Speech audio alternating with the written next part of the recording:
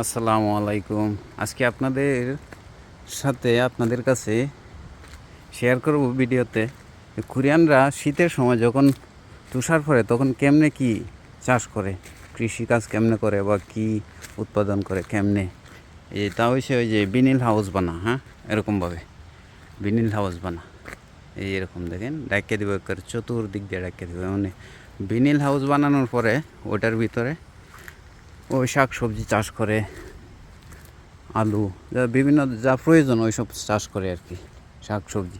এই যে দেখেন বিনিল হাউসের ভিতরে, এটা কিন্তু বিনিল হাউসের ভিতরে এই যে মরিচ চাষ করে রাখছে। এখন চতুর্দিকে ডাকে না, এই যে কুলা আছে নিচ দিক দিয়ে, উপরে ডাকে রাখছে শুধু। এখন যেহেতু গরম সিজন, এখন ডাকার প্রয়োজন নয়। যখন বর্ষা হয়, বর্ষা বলতে তুষার পরে শীত সিজনে এমনি বিনিল হাউস বানায় একবারে এই যে সাইড দিয়ে এখন খুলে রাখছে, ওইগুলার নিচে ডাকিয়ে দিব একবারে, যাতে শীত না লাগতে পারে। এই যে দেখেন এমনি বিনিল হাউস বানায়া, এই যে বিনিল হাউস বানায়া ওরা ভিতরে এমনি এই যে এখন মরিচ গাছ লাগায় রাখছে, ওগুলো উঠায় লাগবে শীত সিজনে, উঠায় অন্য কিছু বুনবো, শাক সবজি বা অন্য কিছু যখন তুষার পরে। এই যে দেখেন এমনি বিনিল হাউস বানা, হ্যাঁ বিনিল হাউস বানায়া ওটার ভিতরে চাষ করে শাক সবজি। ওই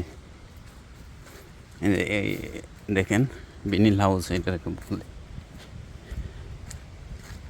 যে আমি দেখাচ্ছি। এই যে বিনিল হাউস লোহা দিয়ে কেমনে জানি বাঁকায় একটা ঘর বানা, ঘরের উপর দিয়ে বোধহয় আবার ফলি দিয়ে ডাকিয়ে দেয়, ফলি দিয়ে ডাকিয়ে দেয়। এই যে এ কিন্তু একটা লোহার ভিতরে ফেঁসা রাখছে, এটা সাইরে দেবো শীত সিজনে, বর্ষাকালে।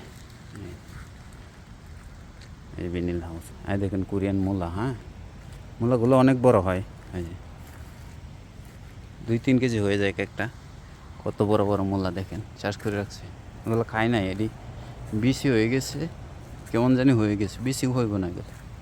ওই দেখেন কোরিয়ান মূলা কত বড় বড়, বালু মাটি পাথর মাটি, এই যে দেখেন পাথর, ওগুলোর মাঝে হয়ে যায়। কেমনে জানি ওরা বপন করে সারটারে একবারে দেওয়ার পরে এই যে কোরিয়ান মূলা। ওইদিকে পাশে আরেকটা বিনিল হাউস আছে, এই যে ওটার মধ্যে শীত সিজনে সব ডাকিয়া দিয়ে ওটার ভিতরে করব।